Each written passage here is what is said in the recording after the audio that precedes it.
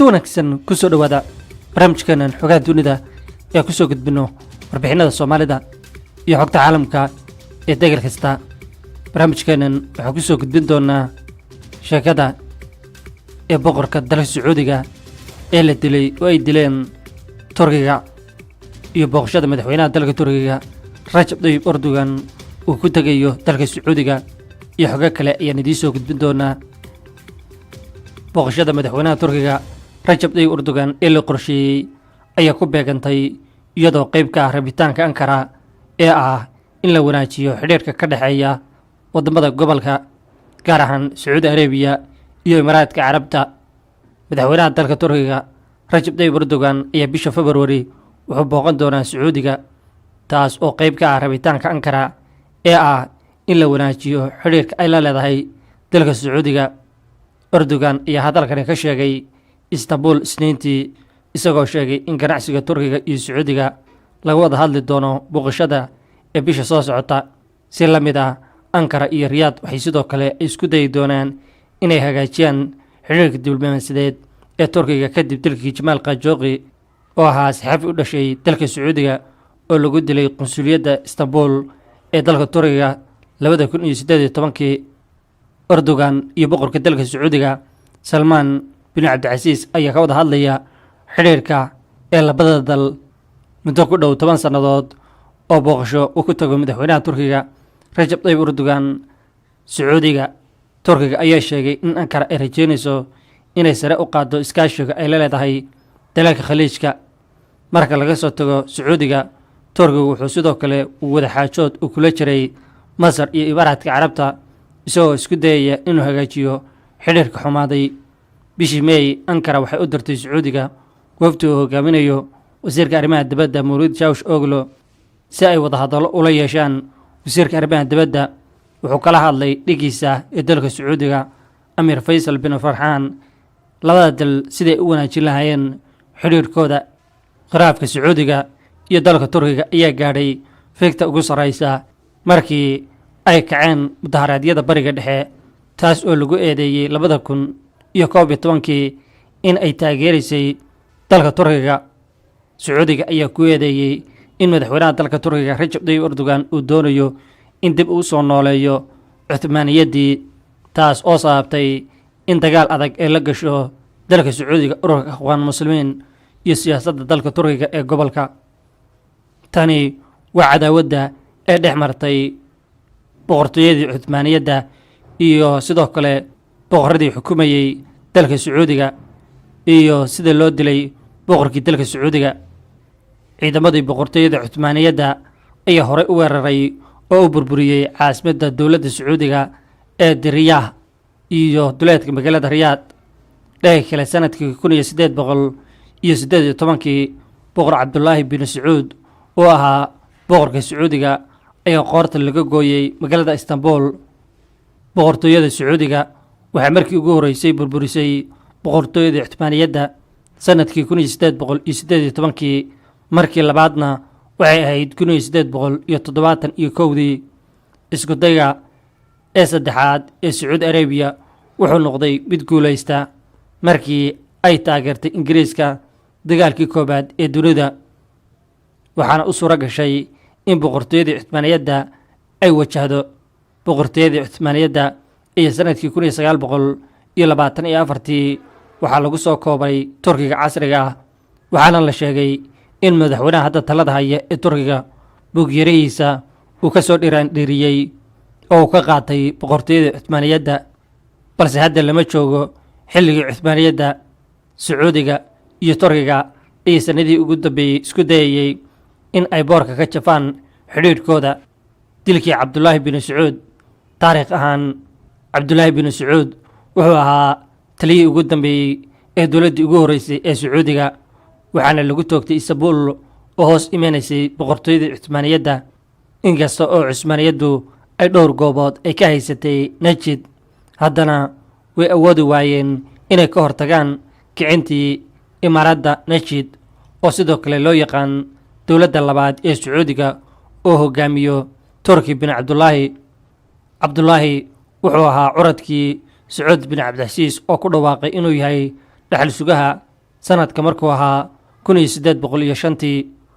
hogaamiyenimadiisa ee ugu horeysay cabdulaahi waxay ahayd 1811 hogaamintiisa labaadna wuxuu la dagaalamay masaarida sanadkii 1812 wuxuuna awoodi waayey inuu ka adkaado oo ugu dambeyntii dib u qabsado xijaas. cabdulaahi wuxuu xilka kala wareegay aabihii sacuud bishii May 1814 bilowgii xukunkiisa. cabdulaahi wuxuu la kulmay caqabado qoyskiisa dhexdiisa oo kaga yimi adeerkii cabdulaahi bin maxamed, laakiin wuxuu ku guulaystay inuu dejiyo dhibaatooyinkaasi. aabihii ayaa 1813 wuxuu bilaabay dagaal uu la galo boqortooyada Cuthmaaniyadda markii ay qabsadeen xijaas. gooshii aabihii awgeed cabdulaahi wuxuu isla markiiba ula kulmay duulaan ay ku qaadayeen ciidamadii Cuthmaaniyiinta iyo masaarida ee ka amar qaadanayay Ibraahim Baasha oo ahaa wiil u dhalay Maxamed Cali. ciidamadii Cuthmaaniyiinta ayaa ololahooda bilaabay iyagoo si degdeg u qabsaday Maka iyo Madiina. ciidanka Sacuudiga oo si aad ah looga tiro badan yahay sidoo kalena aan haysan hub dagaal oo ku filan ayaa la jebiyey sanadkii 1815 waxayna u ruqaansadeen magaalada Najd oo ay ku xooganaayeen. bishii May 1815 dagaalka kadib Maxamed Cali wuxuu warqad u diray cabdulaahi, kadibna waxaa la isla gartay heshiis lagu soo afjarayo sheegashada cabdulaahi ee labada magaalo ee barakaysan ee Maka iyo Madiina iyo aqoonsiga sarreynta ee sultaankii Cuthmaaniyadda. intii u dhaxaysay 1814 ilaa 1815 dhacdo kale oo cabdulaahi ku khasbanaaday inuu wax ka qabto ayaa ahayd walwalka Ingiriiska ee ku saabsanaa bacadbadeeda oo ka soo jeeda gobolka Qasaami. boqorka Sacuudiga cabdulaahi wuxuu warqad u diray saraakiisha Britain si uu ugu wargeliyo in imaaraaddu aysan ku lug lahayn dhacdooyinkani. cabdulaahi ayaa markaasi ka fakeray sidii uu jebin lahaa boqortooyada Cuthmaaniyadda, waxaana uu go'aansaday in uu xoojiyo ciidamadiisa Najd sanadkii 1816. taasi waxay keentay in Ibraahim Baasha uu mid u qabsado tuulooyinkaasi isagoo ka caydhiyey magaalo kasta oo ka hor timaada. Ibraahim Baasha ugu dambeyntii wuxuu gaadhay caasimadda Sacuudiga ee Diriyah, kadibna go'doomin qaadatay dhowr bilood. cabdulaahi ayaa ugu dambeyntii isdhiibay 9 Diseembar 1818 taas oo calaamad u ahayd dhammaadkii ee dowladda Sacuudiga. Ibraahim si nidaamsan ayuu Diriyah dhulka ula simay, wuxuuna u diray xubno badan oo ka tirsan qabiilka Al Sacuud oo maxaabiis ahaan loo xidhay Masar iyo Istanbul oo markaasi ay ka talinaysay boqortooyada Cuthmaaniyadda. 3 nin oo boqorka Sacuudiga cabdulaahi walaalihiis ah iyo 18 xubnood oo ka tirsan qoyska Al Sacuud ayaa la dilay. 3 wiil oo u dhalay iyo 2 ka mid ah taageerayaashiisana waxaa la keenay Qaahira November 1818. kadib 6 bilood oo uu joogay Qaahira, cabdulaahi waxaa loo wareejiyey Istanbul, halkaas oo isaga iyo labadiisa taageere si cad loogu gowracay bishii May 1819 iyadoo laga abaalmarinayo dembiyada la sheegay inuu ku galay magaalooyinka barakaysan iyo masaajidada. sababaha loo dilay cabdulaahi sanadkii 1801 goobta uu ku aasnaa Imaam Xuseen waxaa jebiyey ciidamadii cabdulaahi bin Sacuud, taas oo cadho iyo naxdin ka abuurtay dhammaan dunida muslimka ah. taas waxay keentay in maamulka Cuthmaaniyadda ay la kulmaan xaalad ay ku qasban yihiin in Sacuudiga ay ku ciqaabaan dembiyada ay galeen. khilaafkii Turkiga iyo Cuthmaaniyaddii ee ku sugnaa Istanbul, Maxamuud kii labaad oo markaa ahaa ilaaliyaha goobaha islaamka ayaa amray in ciidanka masaarida ah loo diro jasiiradda carabta ah si ay uga adkaadaan cabdulaahi bin Sacuud iyo xulfadiisa. taasi waxay keentay in ugu dambeyntii sanadkii 1818 ciidanka masaarida oo hogaaminayay Ibraahim Baasha ay gebi ahaan burburiyaan ciidamada cabdulaahi waxayna qabsadeen caasimadda ee Diriyah. nabadgelyo saaxiibayaal kuna soo dhawaada wararka caalamka iyo Soomaalida qodobada ugu waaweyn ee warkayaga aad ku daawan doontaan waxa kamid ah ra'iisul wasaare Roble oo ku guul dareysay inuu la wareego amniga guud ee dalka isagoo dhinac kalena bilaabay dhaqdhaqaaq ciidan uu awood ugu sheeganayo taliyaasha ciidamada ee taageersan madaxweyne Farmaajo abaabulka dibadbax kale oo ka socda magaalada Muqdisho iyo kicin dadweyne oo la dareemayo iyadoo magaaladana markaasi ay ka jiraan dhaqdhaqaaq ciidan oo aad u xoogan ciidamo taawacsan ra'iisul wasaare Roble kuna heeb ah ayaa la sheegay inay dhaqdhaqaaq ka wadaan degmada Hodan ee gobolka Banaadir halkaas oo isku urursanayaan iyadoo dhinaca kalena madaxweyne Farmaajo uu wada abaabul iyo waliba kicin ciidan oo markaasi ku doonayo inuu awood ugu sheegto ra'iisul wasaaraha xukuumadda federaalka ee Soomaaliya iyo waliba arrimaha ku gadaaman shirka wada tashiga qaran ee fashilmay kaas oo ka socday magaalada Muqdisho iyo waxa xiga hadii aanay heshiis la gaarin ayaan halkan idinku soo gudbin doonaa intaasi daawadayaal waxay ahaayeen qodobadii wararka markana waxaad ku soo dhawaataan iyaga oo fidsan ayna ku bilownay kadib markii uu fashil ku soo dhamaaday shirka golaha wada tashiga qaran ee ka socday magaalada Muqdisho waxa durba qayb ka mid ah magaalada Muqdisho ka bilowday abaabul dagaal iyo kicin dadweyne dhanka madaxweyne Farmaajo waxa uu bilaabay inuu urursado ciidamo u daacad ah oo meesha kaga saaraya ra'iisul wasaaraha Soomaaliya iyo xulufadiisa waxayna hadda hawshaasi ka socotaa madaxtooyada Soomaaliya dhinaca kalena ciidamo iyo maleeshiya ku heebay ra'iisul wasaare Roble ayaa bilaabay dhaqdhaqaaq ay ku doonayaan inay kaga hortagaan dagaal ra'iisul wasaaraha kaga yimaada madaxweynaha ra'iisul wasaare Roble ayaa si weyn ugu hanqaltaagaya inuu la wareego amniga guud ee dalka si uu awood ugu sheegto madaxweyne Farmaajo iyo maamul goboleedyada taageersan taas oo ay ka diidan yihiin saddexda maamul goboleed ee Galmudug Hirshabelle iyo Koonfur Galbeed taliyihii hore ee nabad sugidda Soomaaliya ahna saaxiibka dhow ee madaxweyne Farmaajo Fahad Yaasiin Xaaji Daahir ayaa dhankiisa wada qorshe uu kaga cabsi gelinayo madaxda qaar oo go'aankooda ka labaynaya sida madaxweyne Cali Guudlaawe oo ilaa iyo hadda ka aamusan in markaasi dhibaato ay ka soo gaarto go'aan uu qaato magaalada Muqdisho waxaa laga dareemayaa xiisad iyo dhaqdhaqaaq ciidan wixii ka dambeeyay markii shalay lagu soo kala tagay shirka waxaana la sheegayaa in dowladyada Muqdisho isku urursanayaan ciidamo taageersan mucaaradka iyo ra'iisul wasaaraha oo hadda hal doon wada saaran haddii arrintan aan la daba qaban ama la helin dad ku baxa waxaa laga cabsi qabaa inay Soomaaliya mar kale lugaha la gasho dagaal sokeeyo oo adag tahay in dib markaasi ugu soo laabato dhinaca kalena magaalada Muqdisho ayaa qarka u saaran halis dagaal sokeeye kadib markii uu fashil ku soo dhamaaday ama lagu soo kala tagay shirkii golaha wada tashiga qaran ee ka socday magaalada Muqdisho dagaal sokeeye waa wax Ilaahay laga magan galo wax lagu degdegana maaha hadii aanay jirin waxyaabaha sababi kara dagaal sokeeye oo la isku badbaadinayo dhaqanka Farmaajo wax la sii eegan kara maaha nin waxa uu ka hadlaya ay been tahay waxa uu amra ay dhagar tahay waxa uu bixiyana ay laaluush tahay kala taga isaga iyo dawladnimada iyo qarannimo waa kaas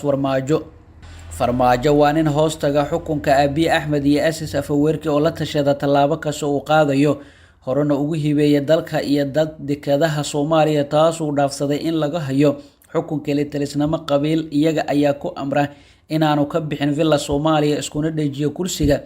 doorashada horjoogsadana waa heshiiskii dhagarta huwanaa ee lagu saxiixday caasimadda Amxaarada Baxardaar 2018 Abiy Ahmed waa ogyahay in hadii laga adkaado Farmaajo uu weynayo dekadaha uu sharci darada ugu saxiixay markaasna waa inuu markaas ku qasbaa inuu xoog ku joogo madaxtooyada ilaa uu dekadaha gacanta ku dhigayo Farmaajo hadii aanay beesha caalamku sanduleyn xoogna uga saarin madaxtooyada waxa kaliya oo Farmaajo kaga baxaya villa Soomaaliya waa dagaal Muqdisho waxay qarka u saaran tahay dagaal sokeeye sababtoo ah waxa si cad ugu jira waxyaabaha sababi kara dagaalka sokeeye waa lama huraan marka kale jitisalnimo qabiil laaluusha dastuurka iyo laamaha dawladnimada ciidan qabiil lagu dhistaa doorashada laga horjoogsado laga qaado xoriyada hadalka iyo dhaqdhaqaaqa ciidan sharaftaada cirdidaada meel looga dhaco cabsi iyo caburin aad ku nooshahay hal doorkaaga la dilo hantidaada la boobo lagugu gumeyso deegaankaaga horumarka iyo shaqada intaasi wixii la mid ahi dadka magaalada Muqdisho waxa maanta ay ku nool yihiin xaaladaasi waxaanay qarka u saaran yihiin dagaal sokeeyo oo iskaga xoreynayaan kaliya talisnimada Farmaajo ee lagu xukumo Addis Ababa iyo Asmara iyo kooxdiisa islamarkaana lagu badbaadinayo lahaanshiyaha dalka, qarannimada iyo dowladnimada. nolosha waxay qiimo leedahay markaad haysato nabad, xorriyad iyo sharaf aad ku raadsato nolol iyo horumar, cadowguna aanu haysan dhulkaaga qarannimada aad ku joogto. iyadoo arrimahaasi ay jiraan ayaa dhinaca kalena magaalada Muqdisho hadda shacabka ku nool waxay wadnaha ay farta ku hayaan iyagoo ka cabsi qaba inuu ka dhaco dagaal u dhexeeya ra'iisul wasaaraha xukuumadda federaalk ee Soomaaliya iyo waliba Maxamed Cabdilaahi Farmaajo. geesa kalena isla magaalada tan Muqdisho waxaa ka socda abaabulka dibadbax looga soo horjeedo madaxweyne Farmaajo. waxaa magaalada Muqdisho ka socda abaabulka dibadbax kale oo looga soo horjeedo afgambigii fashilmay ee 27 December lagu qaaday xafiiska ra'iisul wasaare Maxamed Xuseen Rooble iyo xarunta xukuumaddiisa. dibadbaxan ayaa laga cabsi qabaa inuu sababo isku dhac ciidan oo markaasi ay kala hogaaminayaan ciidamada banaanbaxa hogaaminaya ee mucaaradka iyo kuwa dowladda federaalk ee Soomaaliya. dibadbaxan ayaa waxaa qayb ka siyaasiyiin iyo xubno ka tirsan xukuumadda maadaama ay dhowaan si wada jira u cambaareeyeen isku daygii afgambi uu horkacayay madaxweynihii hore Maxamed Cabdilaahi Farmaajo. wasiirka hore amniga maamulka Galmudug Axmed Macalin Fiqi ayaa shaaciyay in dibadbaxaasi uu dhacayo maalinta Khamiis ee soo socota ku taariikhaysan 13 January ee sanada 2022. sida uu sheegay Fiqi waxaa sidoo kale banaanbaxaasi lagu dalbanayaa doorasho daahfuran iyo amniga dalka oo gacan aamin ah ku jira xilli uu shirka golaha wadatashiga qaran isku mari la yihiin in amniga guud ee dalka lagu wareejiyo ra'iisul wasaare Rooble. banaanbaxa waxaa kale oo ku soo aadaya mid ka dhacay magaalada Muqdisho hotel la isugu keenay haweenkaas oo soo abaabuleen maamulka gobolka Banaadir iyo taageerayaasha madaxweynihii hore Soomaaliya Maxamed Cabdilaahi Farmaajo. waxaa la rumaysan yahay in banaanbaxa looga soo horjeedo afgambigii fashilmay ee 27 December iyo madaxweynihii hore uu ka baaxad weynaan doono midka saaka hotelka la isugu keenay ee ka dhacay magaalada Muqdisho. si kastaba Soomaaliya ayaa hadda wajahaysa xaalad adag oo ka dhalatay muranka doorashooyinka, waxaana isha lagu wada hayaa natiijada shirka haatan u socda golaha wadatashiga qaran. guud ahaan daawadayaal warkaad kala socoteen channelkan waa naga inta.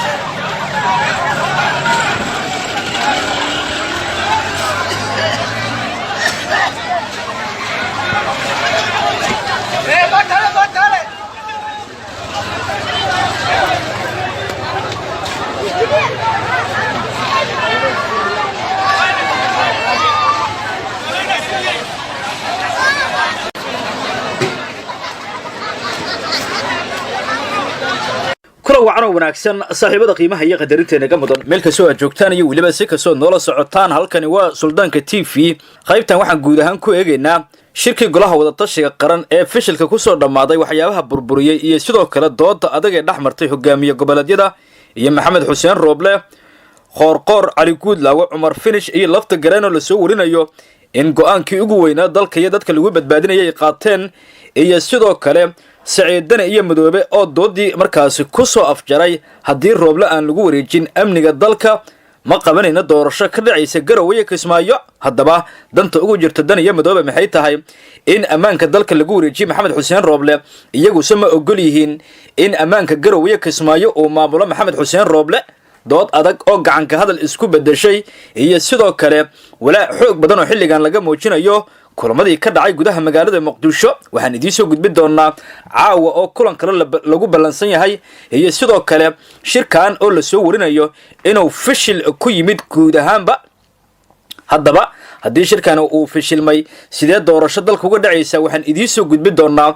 warbixino iyo sidoo kale xogo iyo macluumaad dhameystiran oo ku saabsan kulamadii 5 maalin la soo dhaafay ka socda gudaha magaalada Muqdisho. hogaamiyaashan oo la soo warinayo in dacwad degdeg ay ka gudbiyeen Rooble, Axmed Madoobe iyo Saciid Dane, taasoo loo gudbiyay safiirada xalana ku sugan iyo sidoo kale madaxweyne Farmaajo. ma laga yaabaa in xubnahaasi ay soo farageliyaan xiisada ka taagan gudaha magaalada Muqdisho, gaar ahaan teendhada Afisyooni ee caasimadda Soomaaliya. warkan ayaa ku dul istaagi doonaa sidoo kale danta ugu jirta Maxamed Xuseen Rooble in lagu wareejiyo ammaanka dalka iyo diidmada ku aadan xubnahan u dhow filla Soomaaliya. waxaan eegi doonaa sharuuka siyaasadeed ama shirka siyaasadeed oo la soo warinayo in Rooble uu sameystay kuwaasoo doonaya in ay noqdaan hogaamiyaasha Soomaaliya iyaguna ay talada dalka gacanta ku dhigaan yaa ka mid ah xubnahaas shirkada uu la noqdo Rooble ma kooxda Damal Jadiid ba mase waa siyaasiyiin kale warkan ayaan ku eegi doonaa iyo waxaan eegi doonaa wararkii ugu dambeeyay kulamo gaargaar ah oo saacadihii la soo dhaafay ka socday madaxtooyada Soomaaliya iyo sidoo kale hoteelo ku yaala gudaha magaalada Muqdisho sida hoteelka Dikaale iyo sidoo kale goobo kale oo la soo warinayo in mas'uuliyiintu ay kulamo gaargaar ku yeelanayeen taasoo xal loogu raadinayo inuusan fashilmin shirkii markaasi natiijo la'aanta ku soo dhamaaday ee golaha wada tashiga qaran saaxiibada qiimaha iyo qadarinta mudan halkani waa Suldaanka TV ku soo biira bogan oo subscribe noo saar haddii aad ku cusub tihiin si share gareeya muuqaaladana saaxiibada kala gaarsiiya si markaas ay kula daawadaan like-ta iyo comment-ga naga iloobin oo qaybta hoose noogu soo qor fikirkada saliimka ah iyo aragtidaada suuban adigoo dul istaagaya wararka warbixinada iyo xogaha aynu soo gelinay YouTube-keena saaxiibada ku xiran bogan Suldaanka TV waxaan sidoo kale ku wargelinaynaa inaan soo kordhinay bog lagu magacaabo Marmar TV waxaan ka codsanaynaa wadaniyiinta ku xiran Suldaanka TV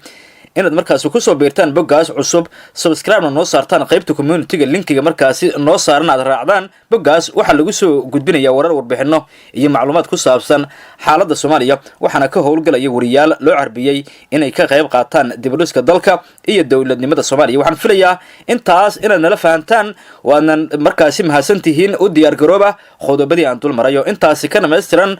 shirka ayaan diiradda ku saaraynaa wararkan sida ugu badan iyo waxyaabaha fashiliyay haddaba markii aynu dib u milicsano kulamadii shalay daraad iyo maalintii ka horeysaba ka socday ee hoteelka Aaniraade ee xarad teendada Afisoni ee gudaha magaalada Muqdisho waxa la soo warinayaa shirkaas in dooda ugu badan ay dhaxmartay Rooble iyo Saciidane oo dhinaca iyo Qoorqoor Umar Finish ee Goodlaw iyo Laftigaran oo dhinaca waxaana ugu dambeyn shirkii isaga baxay saddexdaas mas'uul ee markaas u dhow fila Soomaaliya waa afarta mas'uul ee u dhow fila Soomaaliya kuwaas oo markaas ku gacan seeray dhowr dalab ay u soo jeediyeen xubnahaas Rooble wuxuu ku doodayaa in haddii amniga dalka uusan markaas la wareegin doorasho ku qaban karin Soomaaliya Saciidane wuxuu ku doodayaa in haddii amniga dalka aan Rooble lagu wareejin uusan doorasho qaban karin sida xilligan markaas doodu shirka fashilisayba ay ku soo dhamaatay haddaba damacadan iyo madoob ayaa la sheegay inuu yahay mid ku saabsan arrimo siyaasadeed iyo sidoo kale arrimaha ku saabsan doorashada waxayna doonayaan labadaasi xubnood oo Rooble markaas garabka siinaya in amniga Muqdisho Baydhabo Galmudug iyo sidoo kale Hirshabeelle Rooble uu la wareego intaasna uu maamulo isagu taasoo ka dhigan mid uusan maamuli karin Garowe iyo Kismaayo sida la aaminsan yahay qorshahan shirka burburiye ayaa la soo warinaya inuu ahaa qorshe abaabulan oo xubnahan markaas ay doonayeen dhinaca kale afarta maamul goboleed ee aynu soo xusnay marka lagu daro gudoomiyaha gobolka Banaadir waxay isaga baxeen ugu dambeyn shirka iyagoo ku gacan seeray fariimaha ay u soo direen waxaanay u sheegeen xubnahan markaas dooda watay in golaha wada tashiga qaran loo dhisay doorasho oo kaliya balse aan loo dhisan wax doorasho ka baxsan sida in markaasi jadwalayaan doorashada waqtiyeeyaan qarashka doorashada raadiyaan saxitaanka doorashada sameeyaan iyo sidoo kale inay jihayaan doorashada taasoo ka dhigan mid markaasi ay hormuud u yihiin waxay sidoo kale soo jeediyeen Laftigaran Qoorqoor Cali Goodlaw Umar Finish in laba mas'uul oo isdagaalsan aysan xil isku wareeji karin balse haddii taasi ay suuragal tahay xitaa madaxweynaha dalka uusan yeeri karin sidoo kale waxay soo jeediyeen talo ah in madaxweyne Farmaajo shirka laga soo qayb geliyo maadaama uu yahay ninka la doonayo in xilka uu wareejiyo sida daraadina asiga doodiisa la dhageysto intaasoo qodoba way ka soo horjeesteen xubnahan caada qaatayaasha ah ee dalka iyo dadka dhibaateynaya kuwaasoo iyagu doonaya in markaasi ay dagaal toos ka bilaabaan ee gudaha markaasi shirka uu ka socday ilowradii lagu kalsoon yahay waxay Suldaanka TV u xaqiijiyeen in shirkan golaha wada tashiga qaran la isugu soo laaban doono balse iminka uu qarka u saarmay inuu burburo wararka waxay sheegayaan in shirku uu burburay marka horeba waxbana aysan markaasi kala socon xubnaha ee hadallada afka baarkiisa ah warbaahinta u sheegayo ku doodaya in shirku uusan burburin cabsi xoogan ayay qabaan shacabka ku nool gobolka Banaadir iyo sidoo kale gobolada kale kuwaasoo markaas ka cabsi qaba in shirkan uu burburi karo iyadoo qodobka markaas la xiriira amniga uu yahay qodobka ugu adag ee xilligan laga doodayo iyadoo markaas hogaamiyaashu ay isaga baxeen shirka ugu dambeyn marka la isugu soo laabtay Laftigaran ayaa la sheegayaa inuu yahay kan ugu markaas miilka adag ee doonaya in uu ka dhabeeyo tallaabadiisa waxaana sidoo kale wararku ay sheegayaan in dooda Laftigaran ay tahay mid cilmiyeysan oo markaas uu ku doonayo in tallaabo haddii markaas xubnahan ay qaadaan isaguna Baydhabo ku laaban doono arrintan amniga isaga oo markaasi ku hanjabaya in shirka uu ka baxayo baydhamana uu ku laabanayo haddii aan la joojin dooda amniga isagoo gebi ahaanba ka soo horjeeda in arrintaas la furo oo laga doodo sida markaasi iminkay wax u socdaan. shirka golaha wadatashiga qaran oo markaasi laga filayay natiijo wax ku ool ah ayaa bilaabay natiijo soo dhammaaday. shirkan ayaa markaasi waxa qarka uu u fuulay in guud ahaanba lagu kala tago oo xubnahan ay ka wada baxaan gudaha magaalada muqdisho. marxaladda uu shirku galay ayaa ah tii ugu adkeyd abid, waxaana markaasi caawa oo jimca markaasi ay sii bixayso la doonaya in xubnuhu ay kulamo gaargaara yeeshaan iyadoo maalintii sabtida lagu wado in markaasi kulamo gaargaara ee la sii wado si xal loo gaaro. xubnaha markaasi dowlad goboleedyada ayaa laga warsugayaa in shirkan ay jawi xasiloon ku soo celiyaan, waxaana jiri doona kulamo gaargaara oo markaasi caawa ilaa biri ay yeelan doonaan si markaasi la isugu qanciyo xalinta qodobka amniga, taasoo mucaaradku gadaal uga riixayaan Rooble. shirkan waxaa la soo warinaya in xitaa la diiday in muuqaalo iyo sawirro la wada galo kadib caradu meesha ay gaartay, taasoo ka dhigan mid loo arkay in xubnuhu ay ku sigteen inay isku gacan qaadaan, taasoo dhalisay in lagu kala tago guud ahaanba shirka. dhinaca kale Maxamed Rooble oo isagu ah ninka markaasi doonaya in shirkan in go'aan laga gaaro oo amniga dalka uu la wareega ayaa la soo warinaya inuu sameystay shabakad gaar ah oo isiga ka amar qaadata lana xamaalata. shabakadaas waxay isugu jirtaa xubno ka mid ah golaha wasiirada, xubno ka mid ah mucaaradka iyo dowlado shisheeye sida wararku ay sheegayaan oo maalgelinaya sidaynu xogta ku helayno. Rooble ayaa la soo warinayaa in xubno ka badan 6 wasiir iyo sidoo kale wasiir ku-xigeenno ay si toos ah shabakada uga mid yihiin. waxa kale oo ka mid ah Xasan Sheekh Maxamuud, Cabdiraxmaan Cabdishakuur iyo sidoo kale Cabdikariin Guuleed. xubnahaas ayaana ah geed fadhiga ugu weyn ee abaabulaya in shirka amniga Rooble lagu wareejiyo. dowladaha qaar ee la soo warinaya inay sida tooska ugu gacanta leeyihiin waxa ku jira Imaaraadka Carabta iyo dalal kale la soo warinayo inay si toos u taageerayaan, taasoo ka dhigan waxyaabaha laga cabsi qabo in markaasi awoodda dalka xubnahaas caadaqaatayaasha ay gacanta u gasho kadibna hantidii 4 sano iyo bilooyinkii la soo dhaafay laga difaacayay ay si toos ula wareegaan. saaxiibada qiimaha iyo qaayaha mudan, warkiina halkan ayaan ku soo koobayaa. nabadgelyo.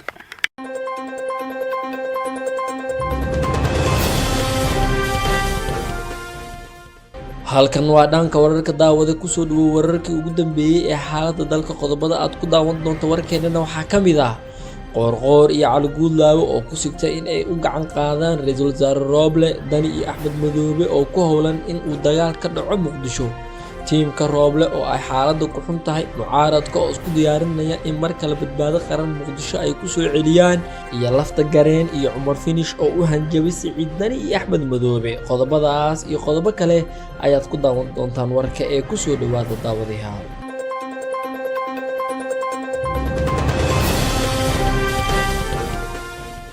aan ku bilowna warkeena. madaxweynayaasha maamulada Galmudug iyo Hirshabelle ayaa waxa ay ku sigteen in ay u gacan qaadaan Ra'iisul Wasaare Rooble. shirka oo maalintii afaraad shalay u ahayd ayaa waxaa la isku mari waayay dhowr arrimood. arrinta ugu xasaasineed ayaa waxa ay ahayd arrinta amniga dalka, taas oo uu Ra'iisul Wasaare Rooble qorsheynayay in isaga lagu wareejiyo, balse waxaa kasoo horjeestay madaxweynaha Galmudug Axmed Kaari Qorqoor iyo waliba madaxweynaha Hirshabelle Cali Guudlaawe Xuseen, halka madaxweynaha Koonfur Galbeed Cabdicasiis Lafta Gareen uu mowqifkiisu ahaa mid cad. Ra'iisul Wasaare Rooble iyo madaxweynayaasha Puntland iyo Jubbaland oo dhinac ah ayaa waxa ay qorsheynayeen in arrimaha amniga lagu wareejiyo Ra'iisul Wasaare Rooble, taas oo ay u arkeen in ay tahay mid ay ku guuleysan karaan, balse waxaa laf dhungasho u noqday madaxweynaha Galmudug Axmed Kaari Qorqoor iyo waliba madaxweynaha Hirshabelle Cali Guudlaawe Xuseen. intii uu shirka socday dhowr mar ayaa waxa ay ka baxeen madasha shirka, taas oo sababtay in shirka uu sii dheeraado. maanta oo Jimco ah waxaa la fasaxay madaxda si arrintan loo qaboojiyo, kadibna la iskugu soo laabto maalinta Sabtida ah. welise intii uu shirka socday oo ahayd 4 maalin wax guul ah lagama soo gaarin oo waqtiga ayay iskaga lumiyeen madaxda. Ra'iisul Wasaare Rooble ayaa ku dhagay hal mowqif, taas oo ah in uu la soo wareego arrinta amniga dalka, taas oo ay u arkaan midowga musharaxiinta mucaaradka iyo waliba madaxda maamul goboleedyada Jubbaland iyo Puntland guul. arrinta amniga dalka waxaa hadda haya madaxweyne maxamed cabdulaahi farmaajo, taas oo ay ka cabsanayaan midowga musharaxiinta in wax walba uu isaga samaysan karo inta uu amniga gacanta ku hayo madaxweyne farmaajo. Madaxweyne Laftagareen oo qorshihiisu uu isagu yahay mid cad ayaa waxaa la marsiin la'yahay in amniga dalka lagu wareejiyo ra'iisul wasaare Roble. Sidoo kale madaxweyne Qorqoor iyo Cali Guudlaawe Xuseen oo iyaga markii hore lala'aa halka ay mowqif ahaan u janjeeraan ayaa markii dambe waxa ay cadeysteen halka ay iyagu doonayaan. Madaxweyne Qorqoor oo caqabado fara badan wajahaya kana imaanaya midowga musharaxiinta mucaaradka iyo ra'iisul wasaare Roble ayaa in badan waxa uu isku dayayay in uu qariyo mowqifkiisa halka uu jiro, balse waa ay ahaan weysay oo markii cadaadis fara badan la saaray waxa uu Qorqoor go'aansaday in uu isfurfuro lana ogaado halka uu isagu markaa jiro. waxaana u cadaatay midowga musharaxiinta mucaaradka iyo ra'iisul wasaare Roble in uusan garabkiisa ahayn madaxweyne Qorqoor oo uu la safan yahay madaxweynaha dalka mudane maxamed cabdilaahi farmaajo. taas waxa ay dhabarjab ku tahay midowga musharaxiinta mucaaradka iyo ra'iisul wasaare Roble, sababtoo ah haddii ay isku mowqif noqdaan madaxweynaha Hirshabelle Cali Guudlaawe Xuseen oo la aaminsan yahay in ay isku xarig yihiin madaxweyne farmaajo, haddii ay isku mowqif noqdaan saddexda madaxweyne ee koonfur galbeed, galmudug iyo Hirshabelle, in aysan meesha waxba u oolin ra'iisul wasaare Roble iyo labada madaxweyne ee Puntland iyo Jubbaland, halkaas oo markaa iyagu looga cod badan yahay. waxa ayna noqonaysaa in ay markaa aqbalaan saddexda madaxweyne waxa ay go'aamiyaan. taasna waxa ay markaa fursad u tahay madaxweynaha dalka mudane maxamed cabdilaahi farmaajo. ra'iisul wasaare Roble oo isagu ay u caddahay in uu markaa la soo wareego arrinta amniga qaranka ayaa laga diidan yahay. madaxweyne Cabdicasiis Laftagareen ayaa isagu waxa uu dhankiisa ku hanjabay haddii uu isku dayo in shirkan uu mar kale kusoo hadal qaado ra'iisul wasaare Roble arrinta amniga in uu isaga baxayo gebi ahaanba shirka. taasna waxa ay keentay in uu cabsado ra'iisul wasaare Roble kadib buuqii ka dhashay labada madaxweyne kale ee Qorqoor iyo markaa Cali Guudlaawe Xuseen oo iyaga gebi ahaanba markii hore shirka isaga baxay, kuna sigtay in shirka uu noqdo mid gacan ka hadal ah. ra'iisul wasaaraha ayaa qalqal amni dareemay isagoo oo markii dambe ay xaliyeen laamaha amniga oo ay u sheegeen Qorqoor iyo Cali Guudlaawe in ay isdejiyaan, iyagoo markii dambe meel ka baxsan shirka lagu soo xaliyay arrintooda. ra'iisul wasaare Roble isagu waxa uu markaa habeen iyo maalinba ku riyoonayaa in uu markaa noqdo mid maamula arrinta amniga, isagoo la ogyahay in uu markaa ku fashilmay in uu daadihiyo arrinta doorashooyinka. xaaladda ayaa ah mid markaa cakiran oo waa la ismari la'yahay. shirka waxa uu ka soco la'yahay ra'iisul wasaare Roble iyo madaxweynayaasha Jubbaland iyo Puntland, kuwaas oo doonaya in waxa iyagu ay rabaan markaa uu shirka ka dhaqan galo, halka ay markaa madaxweynayaasha kale ee Qorqoor, Laftagareen iyo kan Hirshabelle Cali Guudlaawe Xuseen ay u arkaan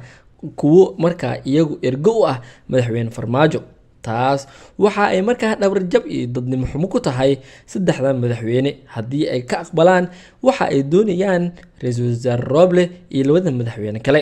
balse go'aankooda waxa uu yahay in markaa iyagu dhankooda maadaama ay yihiin saddex nin oo isku xiran la aqbalo waxa ay iyagu doonayaan oo ah mid danta dalka iyo dadkaba u fiican. madaxweyne farmaajo isaga waxa uu markii hore ahaa mid hogaamiya doorashooyinka dalka, maadaama ay ka socon waayeen maamul goboleedyada waxa uu markaa wakiishay ra'iisul wasaare Roble si uu u daadihiyo doorashooyinka, balse ra'iisul wasaare Roble ayaa arrintii laga rabay arrin aan ahayn la yimid, taas oo ah in uu noqdo mid taliye u ah laamaha amniga, balse arrintaas ayaa ah mid aysan ka dhaqan galayn madaxweyne farmaajo iyo madaxweynayaasha kale ee markaa isagu la safan. shirka oo gacan ka hadal ku dhawaaday waxaa markii dambe la isku afgartay in lasoo gabagabeeyo, waxaana maanta oo Jimco ah la fasaxay madaxda maamul goboleedyada si arrinta ay u noqoto mid degan kadibna la iskugu soo laabto maalintii sabtida ah oo taariikhdu ay markaas tahay 9 bisha January sanada 2022. dhanka kale haddii aan eegno madaxweynayaasha Jubbaland iyo Puntland ayaa iyagu waxay markaa doonayaan in ay xaalad amni daro ka abuuraan magaalada Muqdisho maadaama labadan nin wixii ay soo maleegaanba ay noqoto mid xal dhalay ah ayaa waxa ay markan isku dayayaan in Muqdisho ay ka abuuraan xaalad amni daro. midowga musharaxiinta mucaaradka oo iyagu waxa aan dagaal ahaynba u joogin magaalada Muqdisho ay markan la shirayaan si ay markaa u soo celiyaan ciidanka badbaado qaran oo ay marka la dagaal uga bilaabaan magaalada Muqdisho. madaxweynayaashan Puntland iyo Jubbaland oo dowladihii hore ee federaalka uga bartay in ay lacago ka dhurtaan ayaa madaxweyne Farmaajo waxa uu ka diiday in si musuqmaasuq ah ay lacago ku helaan. waxa uuna ku amray in ay ku laabtaan maamul goboleedyadooda si ay markaas halkaas ugu sugaan wixii dowladda federaalka Soomaaliya u garato, balse waxa ay diidan yihiin in madaxweyne Farmaajo uu kursigan si nabad ah ku sii fadhiisto. waxa ay isku dayayaan in wax walba oo lagu carqaladeyn karo in uu madaxweyne Farmaajo kursigan sii fadhiyo ay sameeyaan. waxa ay markan qalqalsanayaan midowga musharaxiinta mucaaradka oo ugu horeeyo Cabdiraxmaan Cabshakuur iyo waliba Xasan Sheekh oo isku dhinac ah, balse Cabdiraxmaan Cabshakuur oo isagu af mooyee meesha tabar kale ku hayn iyo waliba Xasan Sheekh Maxamuud oo isagu xoogaa ciidan yar ah haysta. waxa ay doonayaan markan in magaalada Muqdisho ay ku qalqalgeliyaan si ay markaa wixii ay rabaan ay uga sameystaan madaxweyne Farmaajo, balse madaxweyne Farmaajo oo taas aaminsan ayaa waxa uu markan heegan geliyay ciidamada xoogga dalka Soomaaliyeed kuwaas oo marnaba iyagu aysan doonayn in magaaladan uu qalqal ka dhaco maadaama ay u soo horeen naftooda iyo maalkooda. ciidamada xoogga dalka uu hogaaminayo Generaal Odawayo Yuusuf Raage ayaa madaxweyne Farmaajo waxa ay wada yeesheen kulan kuwaas oo markaa ay uga hadlayeen xaaladda amni iyo sida looga hortagi karo dhaqaaqayaashan Axmed Madoobe iyo Saciid Dani ay ku doonayaan in ay ku qalqalgeliyaan magaalada Muqdisho. Generaal Odawayo Yuusuf Raage ayaa madaxweyne Farmaajo waxa uu u sheegay in aysan dadkaas waxba ku sameyn karin magaalada Muqdisho inta uu isagu markaas joogo magaalada Muqdisho uu hogaaminayo ciidanka xoogga dalka. waxaana heegan geliyay ciidamada Gorgor, Duufaan iyo Waran kuwaas oo markaa iyagu heegan buuxa ugu jira sidii ay uga hortagi lahaayeen qalqalgelinta caasimadda ay ku wadaan labada madaxweyne Axmed Madoobe iyo Saciid Dani oo ka xanaaqsan shirka wadatashiga qaran maadaama wixii ay rabeen ay ka fuli la yihiin. Cabdicasiis Laftagareen oo markii hore iyagu ay aad u yeesayeen ayaa markii hore waxa ay doonayeen in ay isaga baxaan magaalada Muqdisho, balse fikir kale ayaa ku dhashay taas oo ah in magaaladaba ay qasaan oo ay dib ugu soo celiyaan badbaado qaran, taas oo aysan marnaba dhici doonin maadaama ciidanka xoogga dalka Soomaaliyeed oo uu hogaaminayo Generaal Odawayo Yuusuf Raage iyo taliyayaasha kale ee jecel in ay nabad noqoto caasimadu ay heegan ku jiraan. waxaa kaliya ay sugayaan in dabaabaadkooda ay la soo baxaan si markaa ay u waabiyaan ciidamada maleeshiyaadka ah ee ay wataan labadan madaxweyne iyo waliba Xasan Sheekh Maxamuud iyo Cabdiraxmaan Cabshakuur oo marnaba iyagu aysan doonayn in dalkan wax doorasho iyo nabad ah ay ka dhacdo. Rooble oo isagu markaa dhafar far badan dilay ayaa waxa uu markan taagan yahay maxaa ku dhiibay arintan doorashada, isaga oo markaa dhowr mar ku sigtay in uu markaa iska casilo markaa arinta doorashada ay ku dhowdahay mid fashil ah oo la isku mari laayahay qodobo xasaasi ah oo miiska u saaran madaxweynayaashan. Rooble ayaa ugu dambeyn doonayay in uu ka foqo arintan la isku haysto, balse waxaa dhabarka ka riixaya oo markaa qalqaalinaya midowga musharaxiinta mucaaradka iyo madaxweynayaashan oo danahooda u arka in Rooble uu noqdo mid hogaamiya ama hogaanka amniga la wareega. iyagoo og inaysan taas dhicin ayaa waxa ay waqti iskaga luminayaan arintan jirta, iyaga oo aan doonayn in doorashada ay sii socoto ilaa ay markaa ka arkaan wax ay doonayaan in loo qabto. Xaaladda amniga magaalada Muqdisho ayaa markan qalqal ku jirta maadaama colaad ay abaabulayaan midowga musharaxiinta mucaaradka oo ay la safan yihiin madaxweynayaasha maamul goboleedyada Puntland iyo waliba Jubbaland. wixii warar ku soo kordha halkan ayaad kala socon doontaan daawade. sii shargire muuqaalkan oo asxaabtaada sii gaarsiiya. mahadsanid.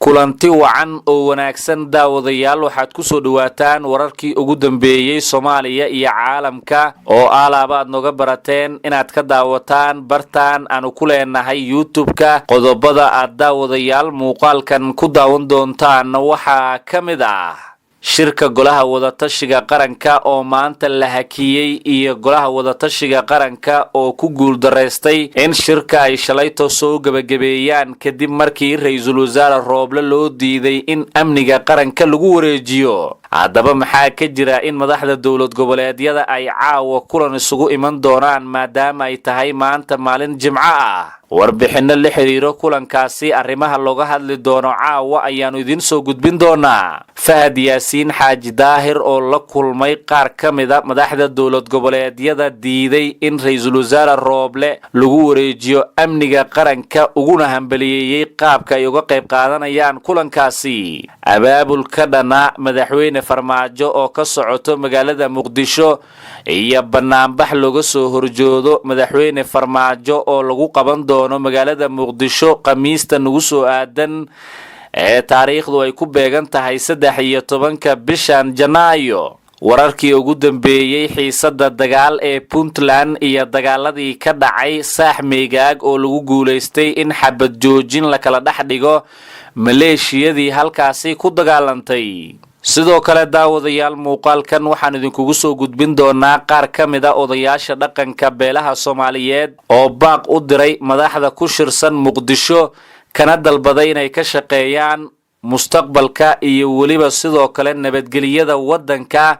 doorasho xor iyo xalaal sidii dalka ay uga dhici lahaydna ay diiradda saaraan. qodobadaas iyo qaar kale oo faahfaahsan ayaa daawadayaal muuqaalkan ku daawan doontaan. haddii aad nagu cusub tahay nagu soo biir oo channelkan subscribe saar si aad uga mid noqoto saaxiibada helo wararka aanu alaaba halkan soo gelino. aynu ku horeynaa daawadayaal magaalada Muqdisho ee caasimadda Soomaaliya ayaa waxaa si weyn looga dareemayaa banaanbax kale oo laga soo horjoodo afgembigii fashilmay ee 27kii December lagu qaaday xafiiska ra'iisul wasaare Maxamed Xuseen Rooble iyo xarunta xukuumaddiisa. dibadbaxan ayaa waxaa qayb ka ah siyaasiyiin iyo xubno ka tirsan xukuumadda Soomaaliya maadaama ay dhowaan si wadajir u cambaareeyeen isku daygii afgembigii ee uu horkacayay madaxweyne Farmaajo.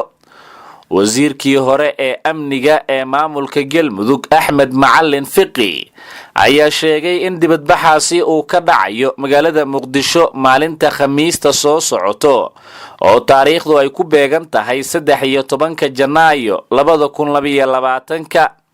sida uu sheegay Fiqi waxaa sidoo kale banaanbaxaasi lagu dalbanayaa doorasho daahfuran iyo amniga dalka oo gacan amni ah ku jiro xilli uu shirka golaha wadatashiga qaranka isku mari la'yihiin in amniga guud ee dalka lagu wareejiyo ra'iisul wasaare Rooble. Fiqi ayaa qoraalkiisa ku yiri shacabka Muqdisho ayaa iska leh maalinkaasi banaanbaxyada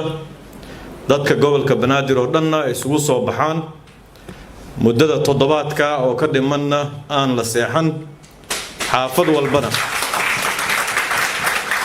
xaafad walba iyo degmo walbana guddiyo abaabulo hoose in laga samayn doono maalinkaas. dadka madaxda xildhibaanada senatarada wasiirada qaarkood kulli way ka soo qayb galayaan. maahan kaligii la ku fiirsan maayo, waa la ka soo wada qayb galaynaa. waxaan rabnaa dadka gobolka Banaadir inay jaraan xayndaabkii cabsida. waxaan rabnaa inay ku aarsadaan banaanbaxa nabadeed, ay uga aarsadaan dictatorkii dariiqyada ka xiray, kii iskuulada u diiday, kii bajaajleyda markay ardayda jaamacaduhu shaqo la siin waayay oo bajaaj ay ka shaqaysteen dariiqyada inta loo istaagay lagu dilay, kii siyaasadda ka xaqiray yacni kaas inay uga aarsadaan bannaanbaxa nabadeed. bannaanbax hub lagu qaadanayo maahan, bannaanbax bamba lagu qaadanayo maahan, mid wax lagu jajabinayo maahan. kan waa tacbiir la cabirayo rabitaanka iyo dareenka dadka degan gobolka Banaadir ay taageersan yihiin, ay ku taageersan yihiin doorasho xalaal dalkan inay ka dhacdo, ra'iisul wasaaruhu hormuud ka noqdo, isla markaasna afgambigii 27kii December iyo ciddii ka dambeysayba in sharciga la horkeeno lagu dalbanayo. banaanbaxa ujeedkiisu waa kaas. waxaan rabnaa dadka banaanbaxuna waa nabad, waa mid nabdeed waxa weeye cabsi gelin ma jirayso. wasaaradda amniga ruqsadii banaanbaxan waa laga soo qaaday, waa laga hayaa siday guddigu noo sheegeen. saraakiisha calooshoodu shaqaystayaasha ee dadkan iyo deegaankan u dhalatayna hadday sharci ku shaqaynayaan iyo hadday fowdo iyo mooryaan yihiinna dee maalinkaas waa la kala baranayaa iyagana. farmaajo ku imaan maayo, laakiin sarkaal dadkan ka dhashay waa ku imaanaya. dadkan labay noqdeen, laba barakaca matashay dadkan. markay noqoto fagaarayaashii shirarkana nin qalbiga iyo damiirka ka barakacay oo nin kala haystaa ku matala. markay noqoto daljirka daasoonna barakacayaashii caadiga ahayd baa matala. dadkan goormay cod yeelanayaan? dadkan laba barakacay u dhaxeeyaan. banaanbaxa soo socda waxaan rabnaa labadaas barakace in la yidhaahdo waa maya. barakace qalbiga ka barakacay oo dadkiisii lagu diray, iyo barakacihii rasmiga ahaa oo kuwii maanta iyo dadkii meelaha la suugeeyay qaarkood ka mid ahaa oo ilaa xalay lacag loo qaybinayay. waxaan rabnaa marka dadka halkan isugu yimid oo guddiyada seriously u qaatay arrintaas. waxaad ogtihiin dalka Tunisia wiil yar oo dhalinyaro oo jaamacad ka soo baxay oo loo diiday shaqo marka la sii waayay gaari gacan inuu jidka geeskiisa ku gato ayaa minishiibiyadii gaari gacankii ka qaadatay. markaasuu dab isku qabtay, baansiin inta soo gatay dab buu isku qabtay, sidaasuu ku geeriyooday. sidaasaa madaxweynihii tuugga ahaa bin cali meesha looga eriyay iyo qoobkiisii. waa wiilkaas dhallinyaradaas u ahaa.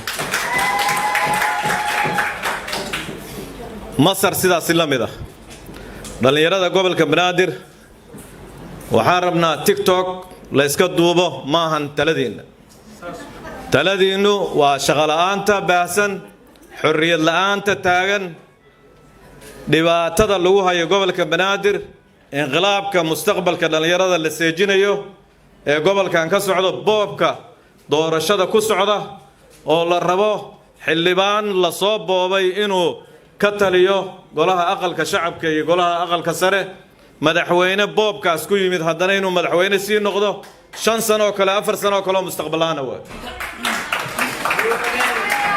mustaqbalkiina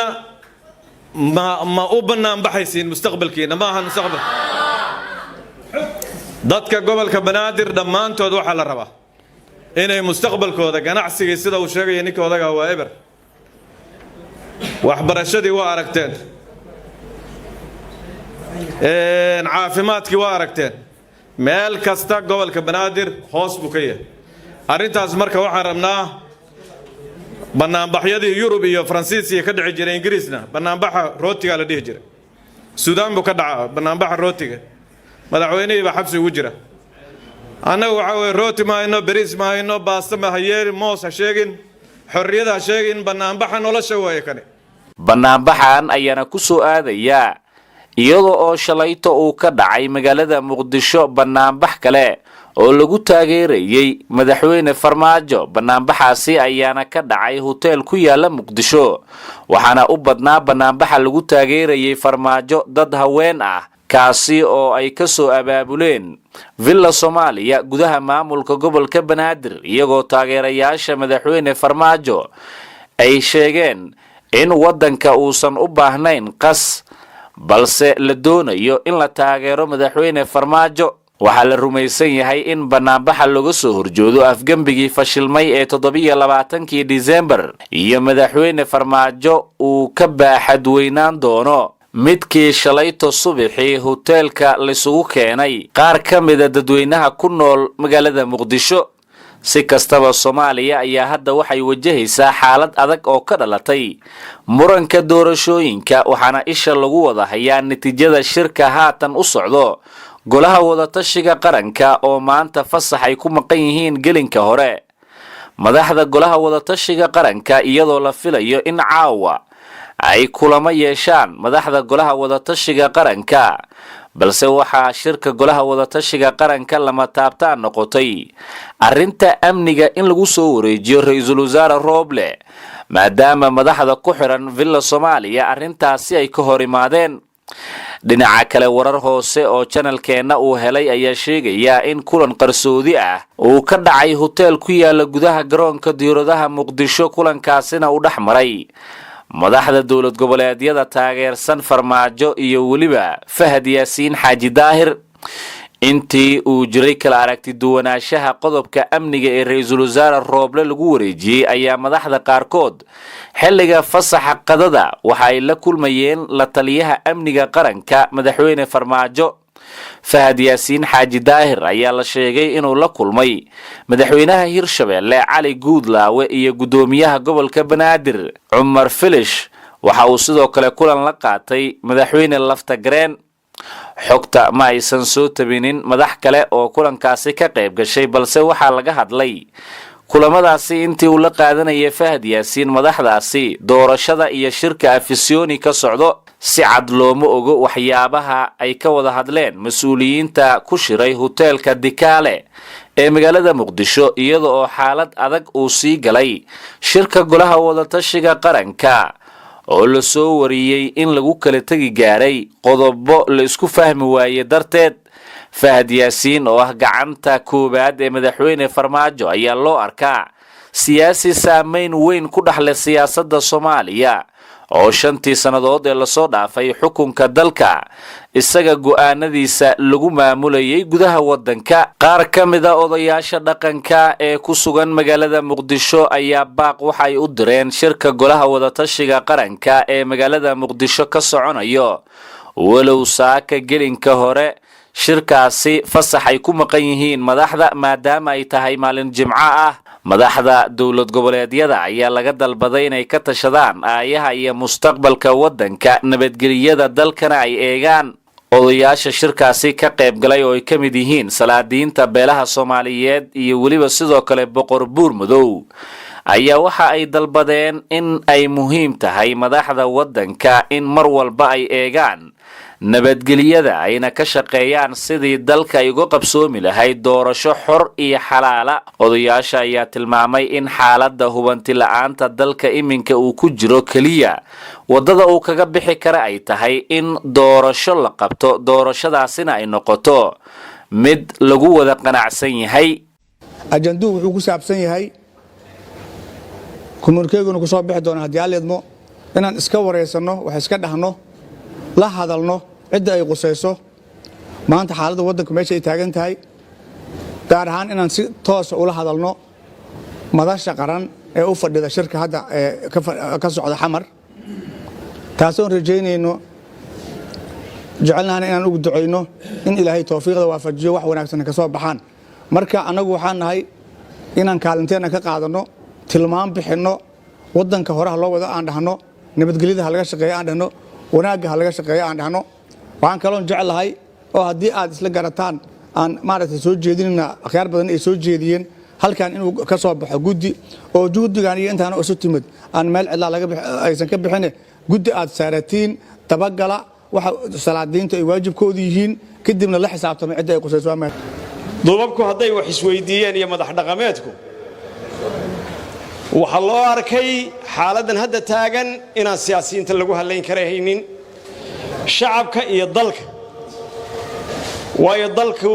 inuu doorasho mar hore u kacay ahayd, in si nabadgelyaa lagu kala wareegay ahayd. waxa muuqata inay dhowr sano marayso inay doorashadii dhici weydo. waxa muuqata inaanay ifafaalaha soo baxayaa mararka qaarkood wax wanaagsan sheegahaynin. hadday arrintu noqoto siyaasiyiintu inay cadalaadkooda iyo muruqyadooda isu muujiyaan, shacabka iyo dalka iyo aayihii dalka ku lumaya. isla sidaasoo kaleeto ummadda Soomaaliyeed maanta way xanuunsan tahay, dawladnimadu way xanuunsan tahay, dadku waa xanuunsan yahay, deegaanka Soomaaliyeed meeluu joogaba waa xanuunsan yahay. daawo iyo caafimaad doorasho ayaa oo ah daawo iyo caafimaad maanta ummadda Soomaaliyeed dawladnimadeeda midnimadeeda wada jirkeedu waxa oo ah doorasho. dhinaca kale imaam maxamed yuusuf ayaa dhankiisa hadalka qaatay isagoona ku booriyay shacabka inay ka shaqeeyaan nabadda waxa uu baaq u diray dawladda. intaas waxaan raacsiisaynaa warkayna in loo dhiga nuglaadaan rabnaa bacdama Soomaali salaadiinteedii aan nahay waxa meesha yaalna waana dhibayaan waxaana rabnaa hoon isugu nimada doorasho xur iyo xalaal in la aadaan rabnaa colaadda in la joojiyaan rabnaa meelaha lagu dagaalamayo waxaan kaloon rabnaa hoon isugu nimidna abaarta dadka abaarta hayso Soomaaliya musliga gaalaba inay u kaalmeeyaan waa ka codsanaynaa. shirku wuxuu isla gartay in fursadda kaliya ee waddanku u haysto inay tahay in la aado doorasho. labo, shirku wuxuu dalbanayaa madasha qaranka inay xaliyaan caqabadaha hortaagan in dalka uu dib u dhaco inuu dalka ka dhaco doorasho hufnaan ah. saddex, dumarku waxay isku raaceen inay kula xisaabtamaan madasha qaranka hadba wixii ka soo baxa shirka ay hadda u fadhiyaan. afar, shirku wuxuu siyaasiyiinta Soomaaliyeed ciidamada qalabka sida iyo qaybaha kala duwan ee bulshada uga digaya wax kasta oo amniga wax u dhimi kara. shirku wuxuu nabad ugu baaqaya meel kasta oo dhulka Soomaaliyeed oo ay colaad ka jirto, gaar ahaan dadka walaalaha ay wada dega gobolada Nugaal iyo Sool. shirku wuxuu dadka Soomaaliyeed ee Ilaah wax siiyay ka codsanayaa inay u gargaaraan dadka ay abaaruhu waxyeeleeyeen. ugu dambayntiina daawadayaal xiisad dagaal oo maalmihii ugu dambeeyay ka taagnay tuulada Saaxmaygaag ee duleedka caasimadda Puntland ayaa lagu guuleystay in la dejiyo kadib markii uu halkaasi gaaray wafdi ka socdo maamulkaasi Puntland. madaxweyne ku-xigeenka Puntland Axmed Cilmi Cismaan Karaash iyo wafdi uu hogaaminayo oo ku sugan deegaanka Saaxmaygaag ayaa xabad joojin dhex dhigay laba maleeshiya beeleed oo ku dagaalamay deegaankaasi. sidaanu ogaanay wafdiga uu hogaaminayo Axmed Karaash ayaa qorsheynaya in shirweyne nabadeed lagu dhexdhexaadinayo beelaha diriirtu ay ka dhaxayso la qabto kadib markii xabad joojinta si rasmi ay u dhaqan gashay. madaxweyne ku-xigeenka Puntland ayaana hogaamin doonaa shirka nabadeynta kaasi oo sida qorshaha uu yahay ay ka wada qaybgeli doonaan dhammaan isimada iyo waxgaradka qaybaha kala duwan ee bulshada deegaanka. labadii bishan ayay ahayd markii laba maleeshiya beeleed uu dagaal xoogan ku dhex maray tuulada Saaxmaygaag, waxaana xiisadan ay ku salaysan tahay deegaamaynta deegaankaasi oo u dhaxayso degmada Boocame ee gobolka Sool iyo tuulada Birta Dheer ee gobolka Nugaal. khasaaraha dagaalkaasi ayaa waxaa la xaqiijiyay inay ku dhimatay 6 ruux oo ka tirsan dhinacyadii dagaalamay iyadoo oo ay ku dhaawacmeen in ka badan 15 qof oo kale. dagaalka ayaa yimid kadib markii xal laga gaari waayay muranka ka taagan nidaamka deegaamaynta, waxaana colaadan ku barakacay qoysas badan xilli abaar iyo weliba xaalad bini'aadanimo ay ka jirto gobolkaasi. guud ahaan daawadayaal intaas ayaanu kusoo gabagabeynaynaa muuqaalkan aad ku daawanayseen wararkii ugu dambeeyay Soomaaliya iyo caalamka. tan iyo intaanu daawadayaal dib ugu kulmi doona muuqaalo kale, waxaanu iminka idinkaga tegaynaa sidaas iyo nabadgelyo.